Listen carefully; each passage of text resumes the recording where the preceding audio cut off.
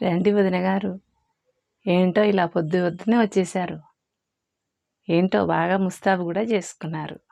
ఎటన్నా వెళ్తున్నారా ఏంటి? సంక్రాంతికి ఊరెళ్తున్నారా? ఆహా! ఓ మాట ఇంటికేసి చూడండి అంటారా? అలాగేలేండి, మీరు చెప్పకపోతే మాత్రం చూడమా ఏంటి? ఇంటికేసి తప్పకుండా చూస్తాం. వదినా ఏమనుకోకు, ఎంతైనా ఆడబుద్ధి కదా.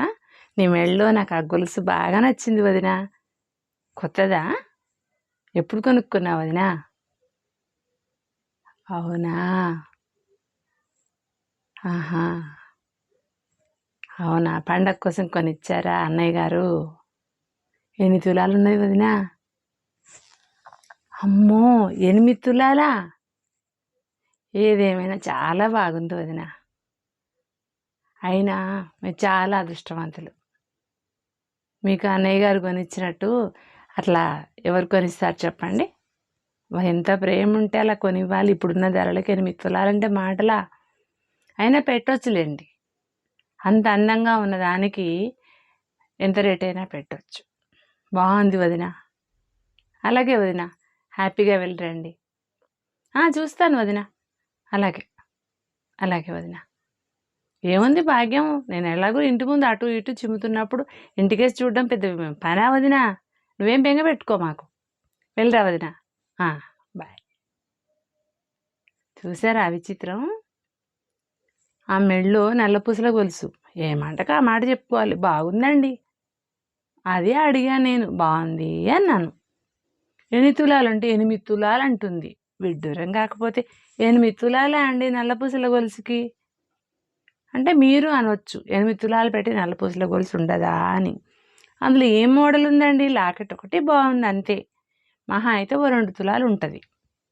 కానీ మీకు విషయం చెప్పనా? అసలు అది బంగారమే కాదు. అది 1 గ్రామ్ గోల్డ్లో తీసుకుంది. ఆ మాట చెప్పొచ్చు కదా. ఎందుకంటే అట్లా గొప్పలు కొట్టుకోవడం.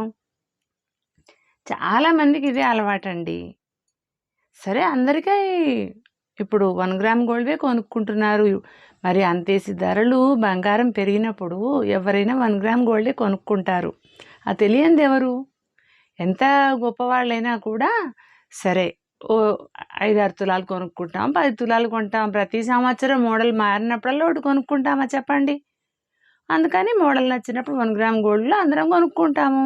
ఉన్న బంగారం ఏదో ఉంటుంది, అంతే కదా. ఏ కొత్త మోడల్ వచ్చినా అది బంగారమే. ఇది 8 తులాలు, ఇది 3 తులాలు, ఇది 5 తులాలు అని చెప్తూ ఉంటారు. ఉన్నమాట చెప్పుకుంటే పాయే కదా. 1 గ్రామ్ గోల్డ్ అని చెప్తే దాంట్లో తప్పేం లేదు కదండి. ఇలా బడాయి మాటలు మాట్లాడితే నాకైతే నిజంగా చాలా కోపం వస్తుందండి.